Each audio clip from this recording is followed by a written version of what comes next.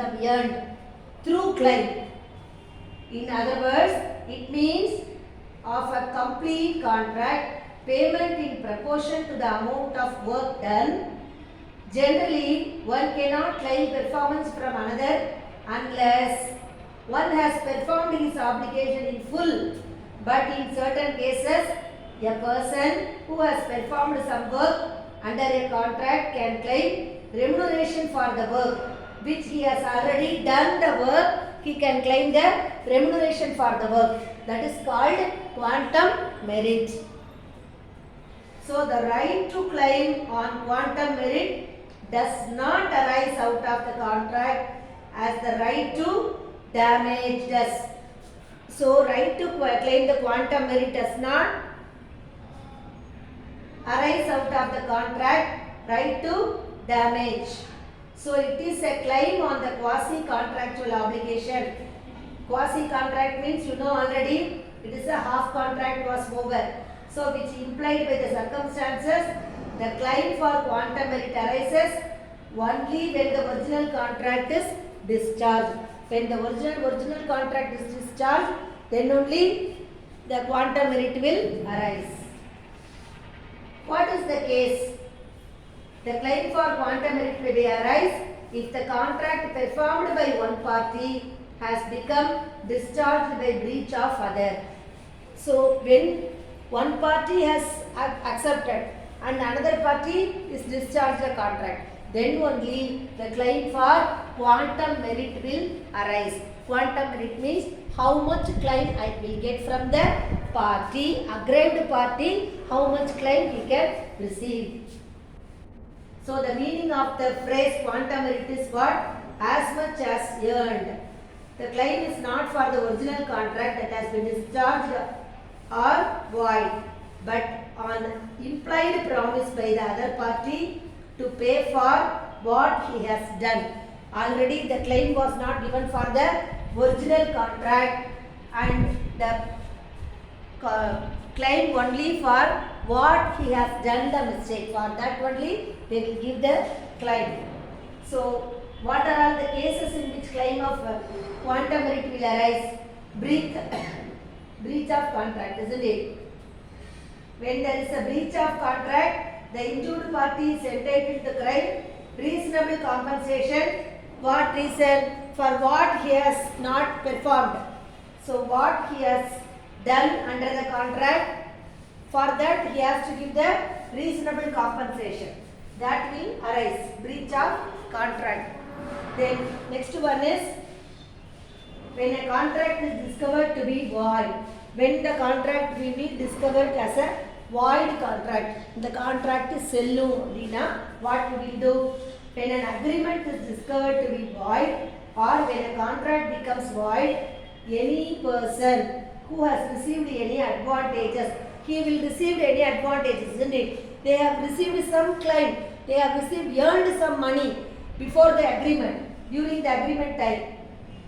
They received any advantages under such agreement or contract is bound to restore. They have to give some compensation, that should be restore. Restore it or to make compensation for it. Already while entering into the contract was void, they know very well. At that time they have earned some money, that should be made good. So to make the compensation for it, who want to receive the compensation? To the person who received, person from whom he received it, promisor or promisee. Most probably who is going to discharge the contract, that person want to make good the loss. They have to restore the amount and they have to give made good. Then when the contract is declared to be void means this is a situation. Then let us move on to the next situation, that is when the contract, something has been done non-gratuitously. When something, if something is done without any intention to do so gratuitously. See, when work is done or goods delivered by a person without intention to do so, gratuitously. Gratuitously means with gratitude we should do the work. Then only the good work will be very nice. So, and the benefit of the same is enjoyed by the other party. While we was entering into the contract, both promisor and promisee, they have entered the benefit, they have enjoyed the benefit from the beginning of the contract. The latter is bound to be compensation to the former in respect of or to restore the thing so done or so delivered. Whatever they have some gratitude. Already we have earned some money. After that only there was a breach of contract. So for that, because based on the gratitude, we must give some compensation to the aggrieved party. For example, P forgets certain goods at Q's house. For example, you can take P forgets certain goods at Q's house. So he had no intention to leave them with him gratuitously. He is not willing. P used those goods for his personal benefit. So P already used Q's things. Is it nice? So Q can compel P to pay for those goods. So P only forget the goods to Q's house. But P has used the same goods for his personal use. What he has to do? Q must compel P to make good the loss. That is called intention to do the sum act gratuitously. Where something has done non-gratuitous, where the contract is divisible. Where the contract is divisible, let us see. Where a contract is divisible and a party to the contract has done a part of the obligation. Any one of the obligation was completed, remaining was not completed. In this case, he may sue on quantum merit. Quantum merit means how much he earned, so they must claim the damages as much as he earned. These rules apply even though the party claiming on quantum merit is himself guilty of breach of contract. The party is claiming of guilty of breach of contract also, he can claim the divisible, where the contract is divisible. Then let us move on to, if a contract is performed badly or any claim for damages. Contract is performed badly. Any contract. See, now let us see suits for damages. Suits for damages, rules regarding the different types of damages.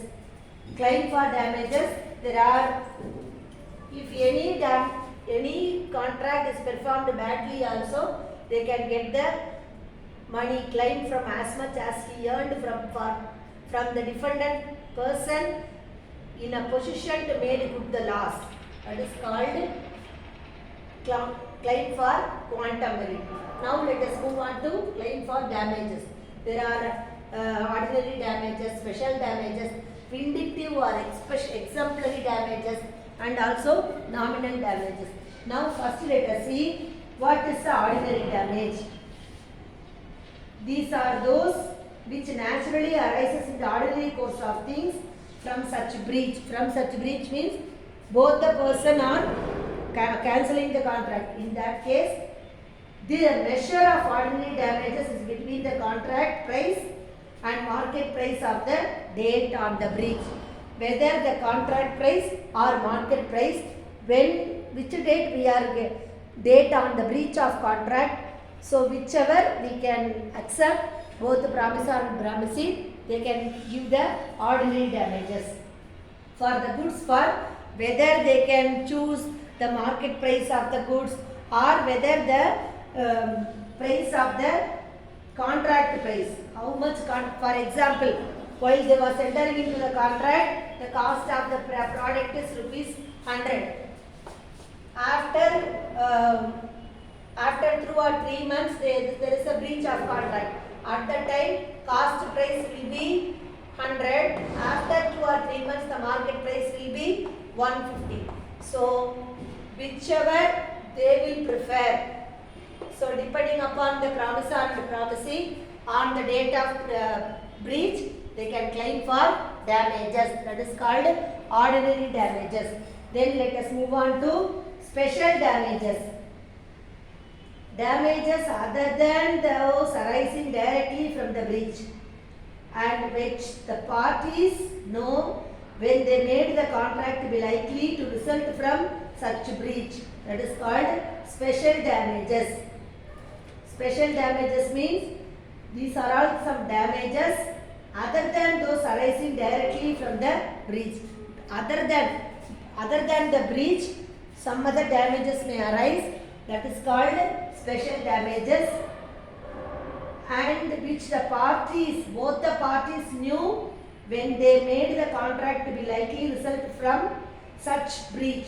Because of the breach, there is some special loss they are going to meet. For that, they can claim the special damages.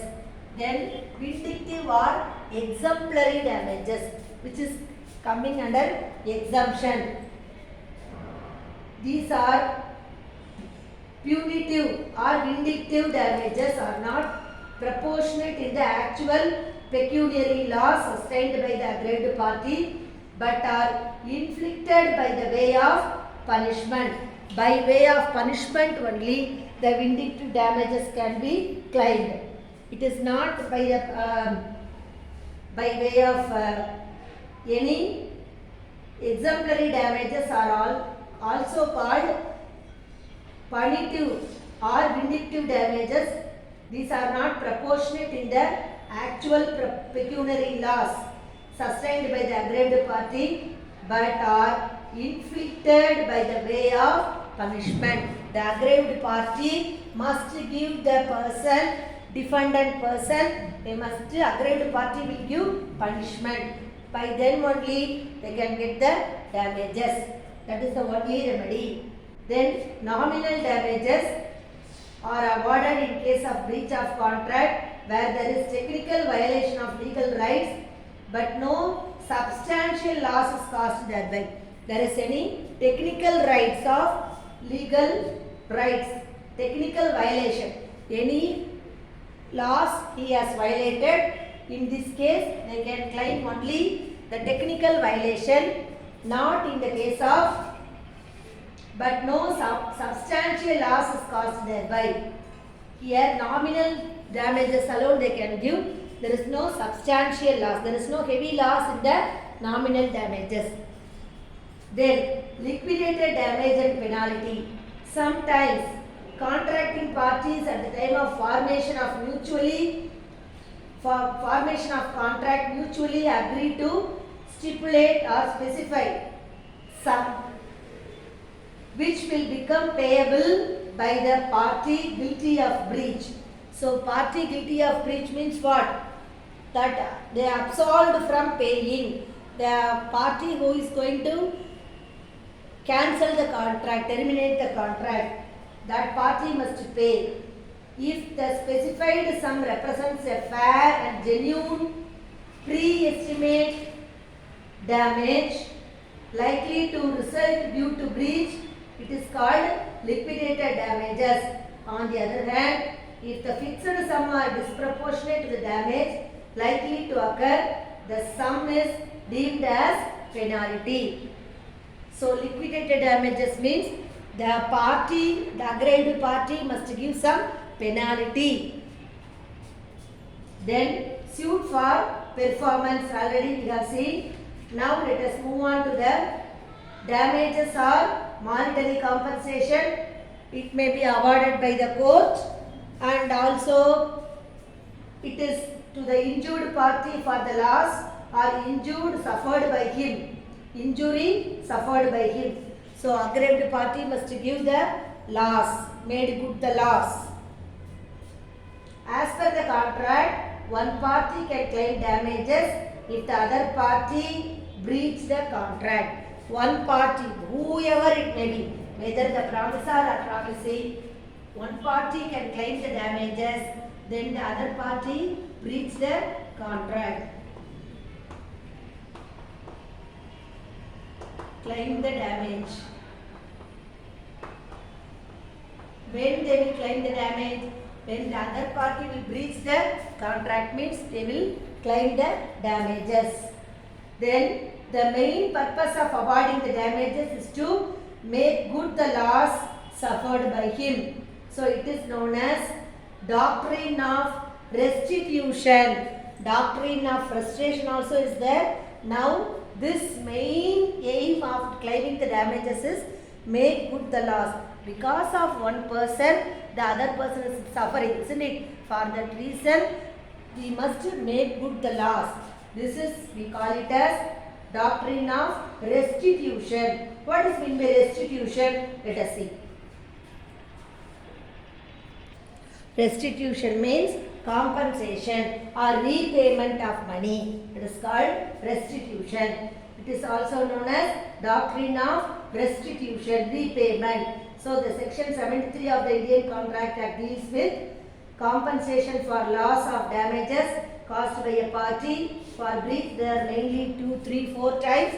One is here I have given ordinary damages, special damages, vindictive damages or exemplary damages, nominal damages. Apart from this, I have given liquidated and also liquidated damages and penalty. Liquidation in the case of companies, there will be a liquidation. In that case, what kind of damages we can give, we have seen. So thank you girls. Now let us move on to the new chapter, which is very important to know as a commerce students, taxation. Now so far we have discussed about lot of laws. What are the elements of laws? What are the essential valid elements? And what are all the features of a valid tender and how to enter into the contract, what are all the essential elements is needed, and then how to perform the contract we have seen, and how to discharge the contract, what is the remedy for discharge, breach of contract, how to approach the court, what is the claim for injunction, what is the claim for quantum merit. Girls, sorry, I have pronounced the word injunction, sorry to say that. The word how to pronounce is claim for injunction. So to restrain from doing some act, that is called injunction. Are you clear? I have given the example also. So I hope that you could have understood the lesson clearly. Let us move on to the interesting chapter, taxation. The taxation is very important to know. We are going to learn the basic concept of taxation alone. Later in the higher classes you will be learning elaborately. Thank you girls.